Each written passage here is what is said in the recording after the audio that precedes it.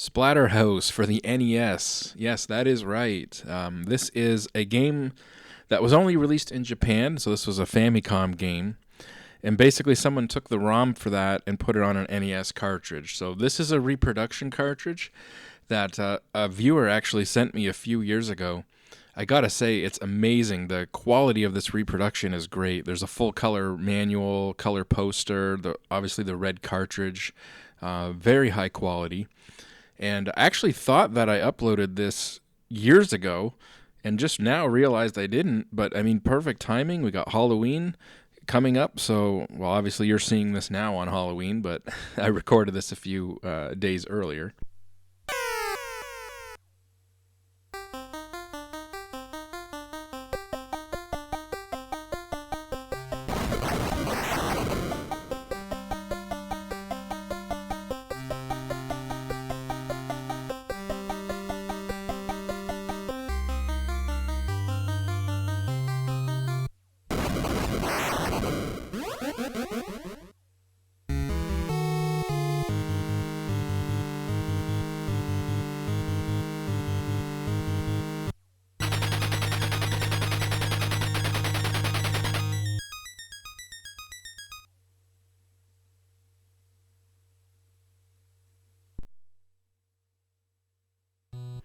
So yes, Splatterhouse for the Famicom.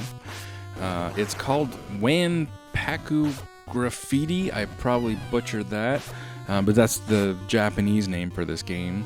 It was released in 1989, published by Namco, obviously, but developed by Now Production.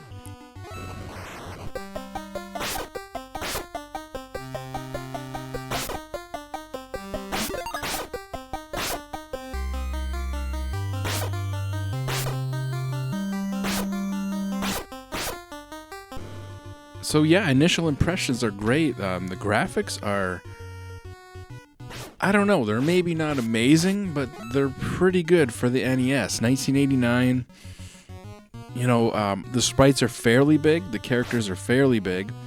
They obviously have giant heads. They went for the cutesy, like, super deformed look here. And there is a little bit of humor in this game. It's a little less gore and a little more humor. As we'll see throughout the game. But yeah, initial impressions are good. The graphics, I think, are quite good.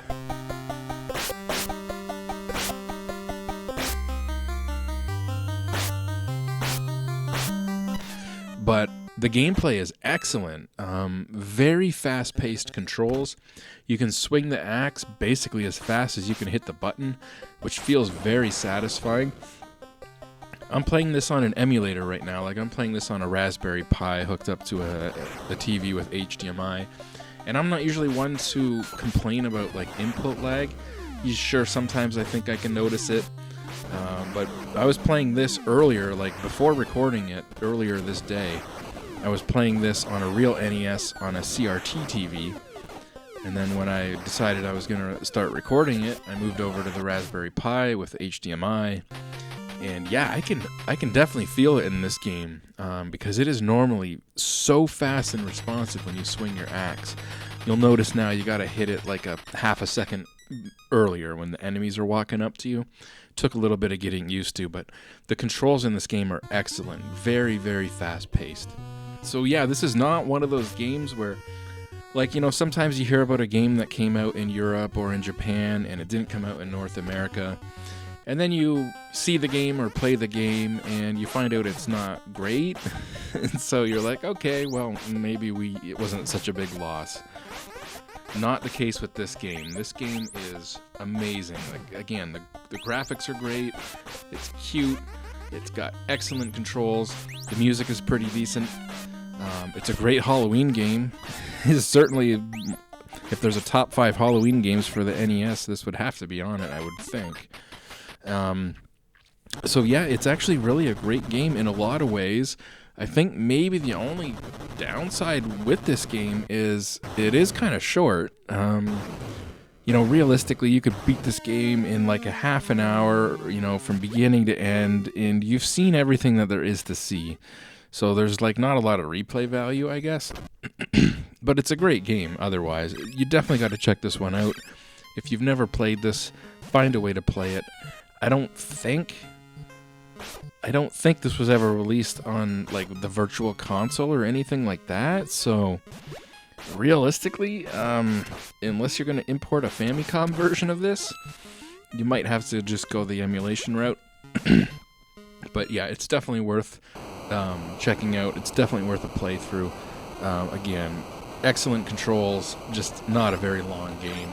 You've seen it all in half an hour.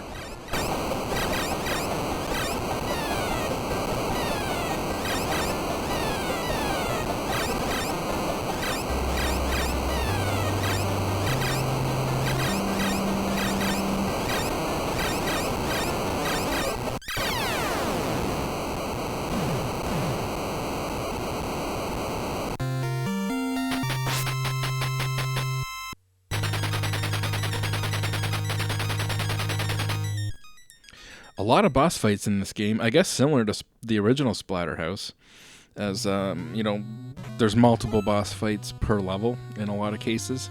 I think there's only like 6 levels in this game. So, again, it's not a very long game, but there are a lot of boss fights. There's multiple boss fights per level in most cases.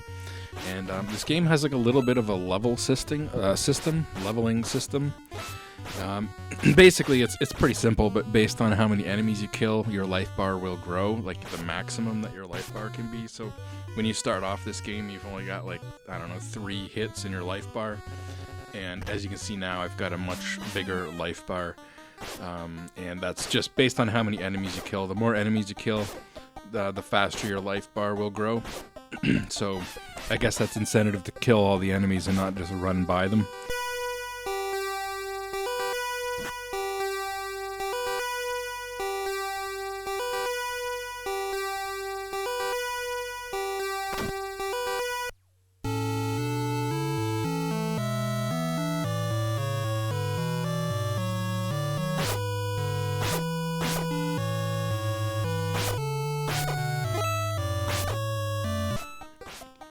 I thought that church bell thing was pretty neat. It was a little creepy, a little eerie, 8-bit church bell ringing in the background there.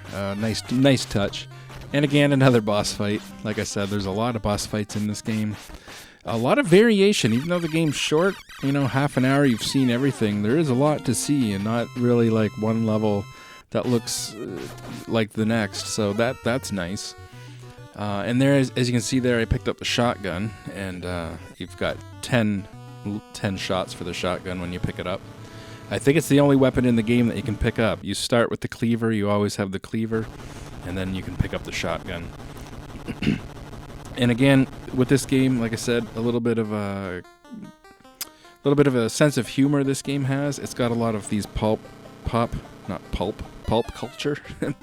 pop culture references in there. So obviously this is like The Fly.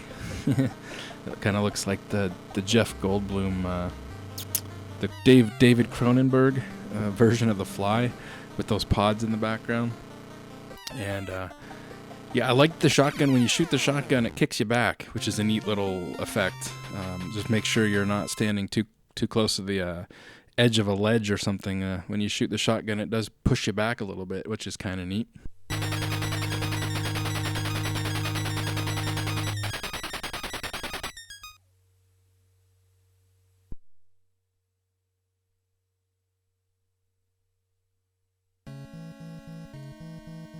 And like I said, we're already on level 4. Like I said, this game's not very long. There's like 5 or 6 levels in this game. Already on level 4. Neat little effect in the background on this level. If you'll notice, the mountains in the background are scrolling at a slower speed than the foreground. Almost like a parallax scrolling effects going on there, which you didn't see on the NES too often that I can recall.